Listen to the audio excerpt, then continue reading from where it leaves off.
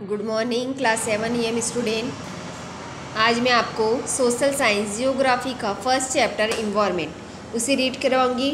Previous class में अपन पढ़ चुके थे कि इन्वायरमेंट क्या होता है। इसमें रवि नाम का एक लड़का था, वो देखता है कि प्लेग्राउंड को तोड़ के वहाँ पे बड़े बड़े कंस्ट्रक्शन हो रहे थे, तो वो थोड़ा सा सैड हो गया था। फिर उसने प्रिंसिपल से पूछा तो उनने बोला ये सब इन्वायरमेंटल प्रॉब्लम है। अब इसमें आपको 3-4 बच्चे दिखेंगे, रवि, परमजीत, जेसी, मुस्तफ़ा एंड आशा। ये एक्साइटेड थे लिस्ट बनाने में कि अपने इन्वायरमेंट में क्या क्या चेंज हो रहा है। अब मैंने कल आपको इसके कंपोनेंट बताए थे, ये आपको फिगर देखना है। इसमें ह्यूमन पार्ट के कौन कौन से आ जाएंगे, इंडिविजुअल, फैमिली, कम्युनिटी, रिलीजन। जो पार्ट ह्यूमन बनाता है उसे अपन बोलते हैं ह्यूमन पार्ट। अब कंपोनेंट आ जाएंगे जिसमें जो नेचर वाइज हाइड्रोस्फीयर में हमेशा वाटर दिखता है, एटमॉस्फेयर जो अपने चारों तरफ से अपने को घेरे रहता है, एयर रहती है, लैंड जो भी ज़मीन पे सारी चीज़ें उसे लिथोस्फीयर कहते हैं, और बायोस्फीयर जिसमें लिविंग थिंग आती है। ह्यूमन मेड जो भी चीज़ होगी, industrious, moments, road, bridge, park और बिल्डिंग। ठीक है, इसमें कंपोनेंट आता है, नेचुरल आता है, ह्यूमन मेड आता है। ठीक है, biotic the word of living organism, plant, animal. Biotic का मतलब क्या होता है, इसमें इन्वायरमेंट के 2 पार्ट हो जाएंगे, एक तो होता है बायोटिक और दूसरा होता है अबायोटिक। बायोटिक पार्ट वो होते हैं जिसमें लिविंग ऑर्गेनिज्म आ जाएगी, इसमें प्लांट और एनिमल। एबायोटिक पार्ट वो होते हैं जिसमें नॉन लिविंग एलिमेंट आएंगे, जैसे कि लैंड। आज अपन पढ़ेंगे नेचुरल इन्वायरमेंट के बारे में।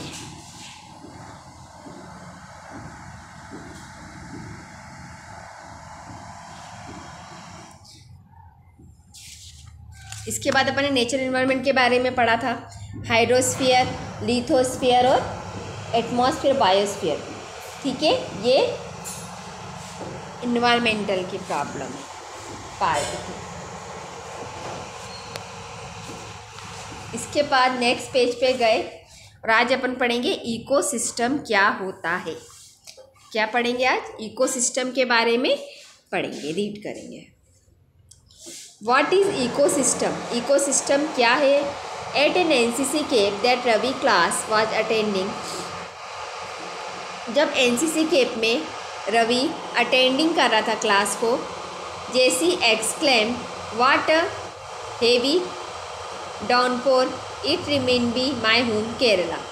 मतलब तो जेसी क्या बोली कि कितना अच्छा ये सब माहौल लग रहा है, ये मुझे मेरे घर केरला की याद दिला रहा है। यू शुड कम एंड सी, तुम वहाँ पर आओ और देखो कि वहाँ पर तालाब ही तालाब है और ग्रीन ही ग्रीन फील्ड है और कोकोनट के झाड़ लगे हुए हैं। ठीक है, इकोसिस्टम के बारे में बता रहे हैं। तो जैस्मिन ने बताया कि मेरे केरला में ये सब चीज़ें हैं, नारियल का वहाँ पे खेती होती है, नारियल के झाड़ ही झाड़ दिखते हैं।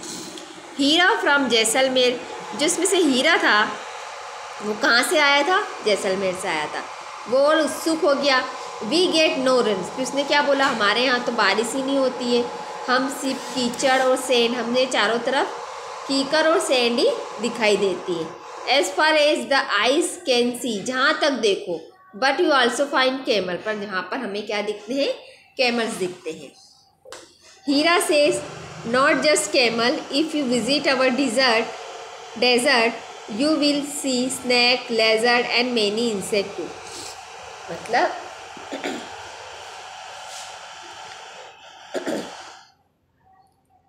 हम सिर्फ डेजर्ट ही नहीं देखते बल्कि कैमल भी नहीं देखते, इसके अलावा हम स्नैक, लेजर्ड और मेनी इंसेक्ट को भी देखते हैं, बहुत सारे जीव जंतु को भी देखते हैं। रवि वंडर्ड हो गया, आश्चर्य में, why do the animal, the vegetation and the very people way people live from place to place are they related each other. तो रवि ने क्या सोचा, आश्चर्यजनित हो गया कि क्या एनिमल और उनकी प्रजाति, वेजिटेशन मतलब प्रजाति, प्लेस टू प्लेस जो रहती है एक दूसरे से रिलेटेड है। मतलब अपन जीव जंतु और एनिमल, ह्यूमन बींग क्या एक दूसरे से रिलेटेड है? ओ yes, very much so, teacher ने बोला हाँ, हम एक दूसरे से बहुत ज़्यादा रिलेटेड होते हैं। All plant and human being depend on their immediate surrounding, जो सारे प्लांट और एनिमल होते हैं वो किस पे डिपेंड रहते हैं? चारों तरफ के सराउंडिंग पे डिपेंड रहते हैं। Often they are also independent on in each other, इसके अलावा एक दूसरे से पे निर्भर भी रहते हैं। This relation between the living organism as well as the relation between the organism and their surrounding form ecosystem, they could be in ecosystem law. मतलब ये जो रिलेशन होता है लिविंग ऑर्गेनिज्म का और उनके बीच ऑर्गेनिज्म किससे, सराउंडिंग से इकोसिस्टम के द्वारा जुड़े रहते हैं। There could be an ecosystem for large land, grassland, desert, mountain, lake, river, ocean and river sound. तो इकोसिस्टम के अंदर क्या क्या चीज़ें आ जाएगी, बड़ी रेन फॉरेस्ट आ जाएगा जिसमें बड़े बड़ा जहाँ पे ज़्यादा बारिश होती है वो जंगल आ जाएंगे, ग्रास लैंड आ जाएंगे, ज़मीन आ जाएगी, मरुस्थल भी आ जाएंगे, पर्वत आ जाएंगे, नदी आ जाएगी, झील आ जाएगी, समुद्र आ जाएंगे, एक छोटा सा तालाब वो भी क्या में आ जाएगा, इको सिस्टम में आ जाएगा। Do you think the park in which Ravi and his friend played from an ecosystem, क्या आप बता, रवि जहाँ पर वो खेलता है और उसके दोस्तों के साथ, क्या वो भी एक इकोसिस्टम है? क्या आप समझते हैं ऐसा? सही है, इकोसिस्टम ही है ना, जहाँ पे एक छोटा सा पॉन्ड भी इकोसिस्टम में आएगा। अब आएगा ह्यूमन इन्वायरमेंट क्या होता है। Human being interact with the environment and modified according to their need. Human being जो रहते हैं इंटरेक्ट करते रहते हैं इकोसिस्टम से और अपने अकॉर्डिंग उसे मॉडिफाइड ज़रूरत के हिसाब से उसे बदलते रहते हैं। Early human adapted themselves to nature surrounding, कुछ ह्यूमन जो रहते हैं अपने आप को नेचर के अकॉर्डिंग बदल लेते हैं। They led a simple life and fulfil their requirement, वो एक सिंपल लाइफ जितनी भी रिक्वायरमेंट होती है उसके अनुसार फुलफिल करते हैं। With they need grey and become more varied, मतलब जिस जिस उनकी ज़रूरत बढ़ती जाती है इस इकोसिस्टम में वो चेंज करते रहते हैं। जिसमें से 5 जून को जैसे अपना इन्वायरमेंटल डे मनाया जाता है। Barter system, it is a trade in which good are exchange without the use of money.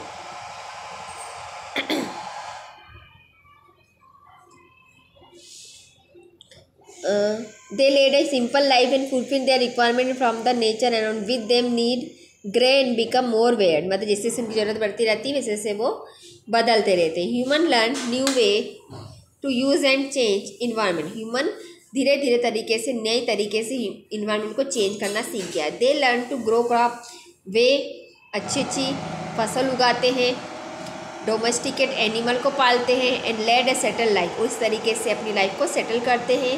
The wheel was invented surplus food for produce, इसी तरीके से वो फूड का प्रोडक्शन करते हैं। Barter system emerge, trade started and commerce develop, इसी तरीके से मालों को ले जाना, बड़े बड़े वस्तुओं का निर्माण करने लग गए हैं। इंडस्ट्रियल रिवॉल्यूशन आ गई, क्रांति आ गई, किसमें, उद्योगों में।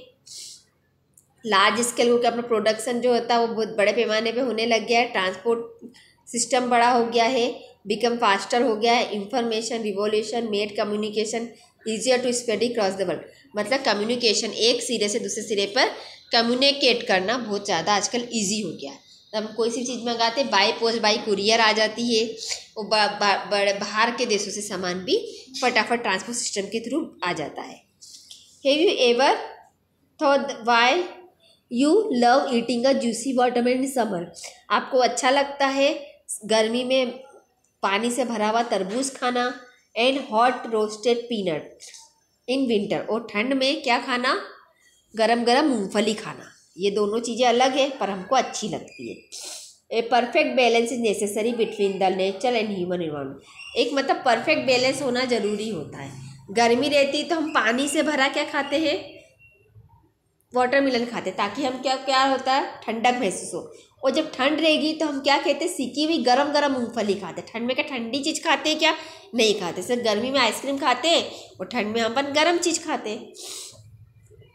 तो हमें एक बैलेंस होना बहुत ज़रूरी रहता है। इसी तरह बैलेंस क्यों ज़रूरी होता है, नेचर ह्यूमन इन्वायरमेंट में भी होना ज़रूरी होता है। Humans must learn to live to use their environment and harmonious way, humans को सीखना चाहिए कि अगर हमें इन्वायरमेंट में रहना है तो उसे बिगर कुछ नुकसान पहुँचे अपने को रहना है। नूरी अ गर्ल फ्रॉम मिज़ोरम, नूरी जो है एक लड़की है कहाँ की है? मिज़ोरम की है। रवि क्लास में वो रवि की क्लास में क्या बातें करती है? उसकी प्लेस की, उसके एरिया की, उसके वातावरण की बातें करती है। Seeing Ravi upset at having lost his playground, उसने देखा कि रवि क्या है? अपसेट है। किस लिए? कि उसका प्लेग्राउंड टूट रहा है। Noori invited him to visit her home state during the coming vacation, Noori ने उसे इन्वाइट किया कि तुम मेरे होम टाउन में आओ जहाँ मैं रहती हूँ वेकेशन में, छुट्टियों में। रवि टीचर आज the student to draw a landscape, houses and activity of the people and places. Ravi की टीचर ने कहा कि आप एक तरीके से क्या बनाइए? ड्रॉ करें एक लैंडस्केप को, ज़मीन के स्थान को जहाँ पर हाउस हो, आपकी एक्टिविटी हो, पीपल की एक्टिविटी हो, and place they visit during the holiday, और जहाँ पर आपके जो भी प्लेस है वहाँ पर छुट्टियों में वो लोग आए। ठीक है, उनने बोला कि आप एक एक्टिविटी करो जहाँ पे आपको कुछ चीज़ें ड्रॉ करनी है, जहाँ पे आपकी एक्टिविटी दिखाई जाए। ठीक है, पॉन्ड सिस्टम आप देख लो फोटो में, तालाब है, झील है, बतख है, मछलियाँ हैं, कमल है, यहाँ पर आपके जंगली जानवर है। ठीक है, आज के लिए इतना ही। ये चैप्टर आपका आज कंप्लीट हो गया है। आप इसको घर पे रीड करिए।